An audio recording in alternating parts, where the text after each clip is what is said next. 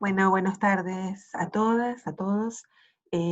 Vamos a empezar este segundo momento después del parcial que tomamos la semana pasada. Esperamos que todos hayan tenido una buena experiencia, haya sido una experiencia de aprendizaje.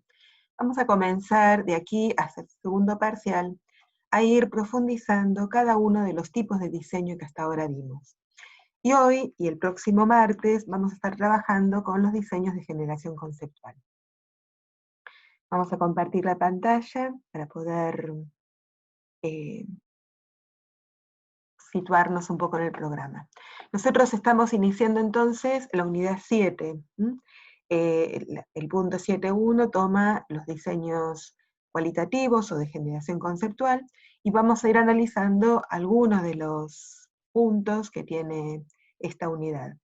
Nosotros ya hemos empezado con este tema, ahí lo tenemos en rojo, cuando hace unos encuentros atrás vimos algunas de las técnicas de obtención de datos, cuando vimos las observaciones y las entrevistas. Específicamente nos centramos en los modos de procedimiento más específicos de la investigación cualitativa. Entonces, a la bibliografía que ustedes ya habían conocido, que es esta que está en rojo, que son los textos de Perla Gibaja, la descripción densa, y de Roxana Buber sobre etnografía, le vamos a agregar otros textos de carácter obligatorio, como el texto de Ana Clara, donde analiza los métodos cualitativos y toma el ejemplo del hospital que ustedes analizaron con ella hace unos martes, cuando vieron los modos de operar. Un texto mío sobre la historia natural, vamos a ver qué es esto, de lo que significa el registro, las notas de campo que van haciendo esta historia por detrás de los procesos investigativos. Vamos a continuar con un texto de Sautou, de Ruth Sautou, donde ella analiza cómo la teoría se mira, se trabaja en la investigación cualitativa de corte conceptual. Vamos a trabajar un texto de Strauss y Corbin y de Cuffe y Atkinson para lo que es análisis cualitativo. Y tenemos un texto que es optativo, pero que es muy lindo y muy interesante texto, que es el que está puesto en azul, que lo vamos a subir al campus, que es de Fernando Galindo, un investigador boliviano, que relata qué significa volverse investigador. Entonces, vamos a trabajar en este encuentro básicamente los puntos 1 y 2 de este gran tema que es la investigación de generación conceptual. Vamos a volver a ver algunos elementos que hacen a los modos de operar y vamos a detenernos también en lo que es los diseños a través de una investigación. Y finalmente vamos a avanzar sobre los métodos de análisis en la investigación de generación conceptual que ustedes van a trabajar también y van a utilizar para poder operar con las observaciones y las entrevistas que realizaron hasta ahora. Cuando nosotros hablamos de la investigación de generación conceptual y tratamos de darles algunas características, desde el primer encuentro que tuvieron conmigo, el encuentro con Celia para ver la investigación de los collas, con Ana Clara para ver la investigación del hospital, en todos esos ejemplos nosotros siempre hemos dicho que la investigación de generación conceptual es una investigación que supone un proceso interpretativo, en donde en situaciones naturales el investigador trata de una manera compleja y holística de poder meterse dentro de la perspectiva de aquellos que están tratando de estudiar, de comprender esta manera que tienen los sujetos que van a ser parte de la investigación, el objeto, el hecho social que estamos tratando de indagar. Por eso la investigación cualitativa es multimetodológica, naturalista, está situada, intensiva e interpretativa. Las percepciones, las ideas, las emociones forman parte del corazón de la investigación y nosotros vamos a ir tratamos a través de las observaciones, a través de las entrevistas, a través del análisis de los documentos, de poder comprender la significación que los participantes le dan a este hecho que estamos tratando de indagar. Por eso el interés de este modo de investigar está en los significados, tiene un énfasis muy fuerte el contexto, porque tenemos que situar a los sujetos en el marco de la situación en la cual están viviendo, además poder interpretar ese proceso, y la estrategia de razonamiento es inductiva.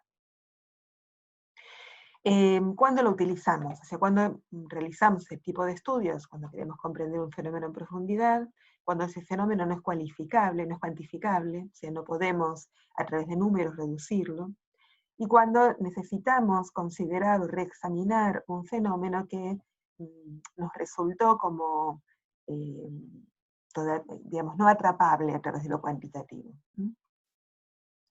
Se trata de colectivos, analizamos procesos, y es muy importante en este modo de investigar el lenguaje, las interacciones entre los actores y la construcción de esos significados, porque esto es lo central en este modo de investigar, de hacer ciencia de lo social. Ruth Sautou, en el texto que ustedes tienen para leer, clasifica los métodos o los diseños vinculados con la investigación cualitativa en 4 grandes grupos. Habla de los métodos etnográficos o los estudios de casos, que son más propios de la antropología, pero que también nosotros lo estudiamos mucho. De hecho, el ejemplo que vamos a trabajar es un ejemplo que se apoya en la investigación de tipo etnográfico, que busca estudiar la cultura, la vida cultural de una determinada comunidad. La observación está situada, la observación densa de Gibaja habla de este tipo de método, y las herramientas son fuertemente la entrevista en profundidad o la observación participante. Otro método es el análisis de textos o de discursos. Cuando ustedes trabajaron con Celia el texto de los Collas, ella está analizando, los trabajos de Celia trabajan especialmente con el discurso de los sujetos, hacen una investigación situada, pero se dedican especialmente a analizar el lenguaje en el habla, y por eso las herramientas que utilizan permiten registrar de una manera más clara el lenguaje. Se le hablaba de esos grabadores que le ponían a los niños para poder precisar con mayor claridad el discurso, lo que los niños iban diciendo y en los diálogos en los cuales iban participando.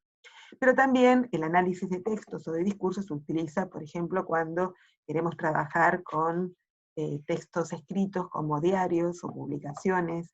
Hay un trabajo muy interesante de Catalina Weinemann sobre los libros de lectura, y cómo en los libros de lectura de primer grado se trabajan cuestiones vinculadas con el género, pinturas, films, etc. Un tercer método que presenta Ruth Sautou es el que denomina grupos focales, en donde la estrategia es múltiple. Yo quiero entender cómo un grupo está construyendo los significados de un determinado tema, y entonces realizo una entrevista grupal porque considero que en el diálogo que se va estableciendo entre los sujetos que participan de ese grupo, se van explicitando el modo que tienen de comprender la realidad. Entonces existe una entrevista grupal y una observación que se realiza de esa situación para poder ir construyendo esta opinión, este modo de comprender la realidad de los sujetos que participan. Y finalmente, el último método que Ruth Sautou presenta en orden a estos estudios cualitativos estarían las historias de vida, o el método biográfico, que trata de estudiar la trayectoria de un sujeto. Ustedes deben de haber leído, y si no lo hicieron, léanlo ahora, la entrevista a Vilma. Bueno, la entrevista a Vilma tenía que ver con este modo de poder ir siguiendo la trayectoria de una adulta, ¿sí?, de una mujer adulta, en su segundo ingreso a la escolaridad, y tratar de comprender cuáles fueron las decisiones que ella tomó. Entonces, aquí también se utilizan múltiples estrategias, las entrevistas en profundidad, pero también las cartas, las fotografías, aquellos aspectos que hacen la autobiografía, los sujetos sobre los cuales estamos trabajando, etc. Nosotros estamos tratando en el método biográfico hacer un estudio más de tipo longitudinal.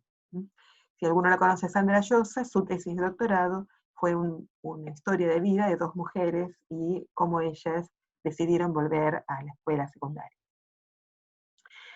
Dentro de los estudios cualitativos, un papel o un aspecto que es relevante es el rol del investigador, porque si estamos diciendo es muy importante la interpretación que el investigador está haciendo de este hecho social que está tratando de estudiar. Se imagina que no puede pedirle a otro que tome los datos, sino que el investigador es el que tiene que tomar los datos, o al menos asegurarse que aquellos que está formando para tomar los datos tengan su misma concepción para no dejar pasar elementos. Entonces aquí aparece una serie de aspectos a tener en cuenta sobre lo que son los procesos de implicancia, ¿sí? Lo que supone para el investigador este distanciamiento de la realidad. Y además le supone al investigador, con mucha fuerza, darse cuenta cómo este conjunto de datos que viene de diferentes lados, por eso esa imagen del sujeto con esa multiplicidad de piezas, cómo empiezan a tener sentido. O sea, toma muchos registros. ¿Se acuerdan ese texto que leíamos de Jackson? Se hace cotidiano dentro de esta realidad, y entonces después tiene mucha información que tiene que poder procesar y poder empezar a otorgarles sentido. La imagen que está a la izquierda es el dibujo que hizo una niña de 5 años, y me entregó durante mis visitas en una investigación que estaba haciendo sobre el juego en las salas de jardín. Y la puse especialmente para que se den cuenta que aún los niños muy pequeños, como Abril, ¿no?, que tiene seguramente 5 años, perciben la presencia de alguien que no es parte de su grupo cotidiano y que está haciendo algo con ellos, ¿no? ¿Se acuerdan que decíamos que los aspectos éticos son sumamente importantes? Y entonces el grupo de niños sabía que yo estaba yendo a observarlos porque me interesaba saber cómo jugaban. Y entonces Abril, con su capacidad, esta niñita, en el mes de octubre, yo llevaba mucho tiempo ya en las salas, me hace este dibujo, y entonces escribe Abril, la seño nueva, que va a venir a escribir lo que nosotros hacemos, ¿no? Súpermente interesante el modo en que ella está procesando e interpretando mi presencia, y que tiene que ser considerada, y que ustedes la consideran cuando les planteamos que trabajen con la segunda columna, ¿sí?, en las observaciones y en las entrevistas. Entonces, en este modo de investigar, el investigador es su propio instrumento, ¿sí? Se constituye en la persona que trata de meterse dentro de los zapatos del otro para poder entenderlo desde el punto de vista del otro, y poder conectarse tanto emocional como cognitivamente. Entonces, la subjetividad del investigador, su implicancia, estos procesos reflexivos, esta doble hermenéutica de la que habla Roxana Huber, son algunos de los aspectos a tener en cuenta, porque yo tengo que poder ser consciente y explicitar cuáles son mis valores, cuáles son mis perspectivas, cuáles son mis creencias, cuáles son mis supuestos sobre esta realidad, para que no estén obturando sobre el modo en que estoy tratando de comprender la realidad, lo que está sucediendo por fuera de mí. Porque no estoy diciendo lo que opino de los otros, sino estoy tratando de entender el modo en que estos sujetos están comprendiendo esta realidad que estamos tratando de analizar. Entonces toman diferentes recaudos. Por ejemplo, en esta investigación que iba a ser videado, ¿sí? O sea, el investigador iba a tratar de construir narrativas elicitadas con los niños. Entonces, en los elementos que tiene que tener en cuenta, este es el modo en que ella va a expresar metodológicamente el trabajo, tiene que mostrar dónde está ubicado el investigador, dónde está ubicada la cámara, dónde está ubicado el niño, y cómo se van a tomar esos datos, dónde está el registro de los datos. En este estudio se trabajaba con un niño y con 2 niños. Estas son algunas de las imágenes. Entonces, cuando el investigador transcribe la información que está contando no supone simplemente lo que dicen los niños, sino también cómo dirigen sus miradas, cómo están tratando de monitorear lo que el investigador piensa, dónde está ubicado el investigador, etc. Lo digo porque a veces pareciera como, ¿para qué nos hacen escribir la segunda columna? Y la segunda columna tiene que ver con estas cosas, ¿no? Con poder explicitar aquello que a mí me está sucediendo y poder analizarlo en el marco de lo que estamos tratando de estudiar. Otro de los elementos que toma en cuenta el investigador a lo largo de este proceso, para poder también dar cuenta de las decisiones que fue tomando, es ir escribiendo lo que llamamos la historia natural. Es decir, cada vez que el investigador va a tomar una decisión, explicita en su nota de campo por qué está haciendo eso, de tal manera que cuando presente sus resultados, también presenta el proceso que él fue haciendo y la toma de decisiones que fue haciendo a lo largo de ese proceso. Este es un fragmento del texto que les decía de Fernando Galindo, donde él va a tratar de describir de alguna manera qué le supuso hacer esta historia interna. Entonces, es interesante que lo puedan leer, no es obligatorio, pero me parece que puede darles luz sobre esta pregunta que ustedes tenían al comienzo de la cursada, que era sobre la relación entre la subjetividad, la objetividad, la neutralidad, las ciencias sociales, etcétera, etcétera.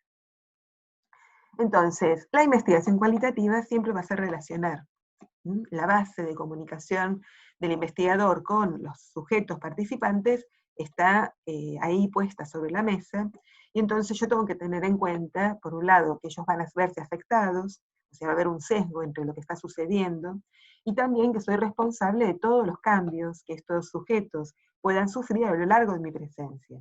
Entonces tengo que resguardar, por un lado, el anonimato, tengo que explicitar cuáles son los resguardos que vamos a tomar, y tengo que tener mucho cuidado en que lo que yo esté realizando junto con ellos no esté afectando a los sujetos. Entonces, hasta ahora vemos algunas de las características de la investigación cualitativa. Ustedes ya han avanzado mucho, entonces yo acá les hago algunas orientaciones en orden a la lectura.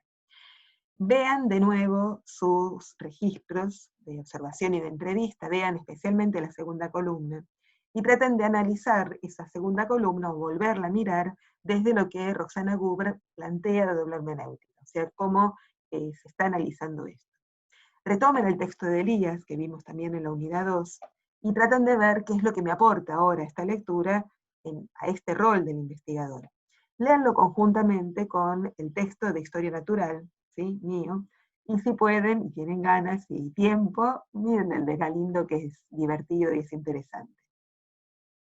También retomen los textos de Goetz y Lecomte, las investigadoras que vimos en la unidad 4, el capítulo 1, y el capítulo 1, en la primera parte de Sirven, donde ella habla de los modos suposicionales y los tales lógicos. Traten de volver a ver estas características, estas tensiones que ellas mencionan sobre este modo de operar, y traten de verlo también en comparación con el texto de Sautou, donde ella avanza de alguna manera explicitando las características de la investigación cualitativa.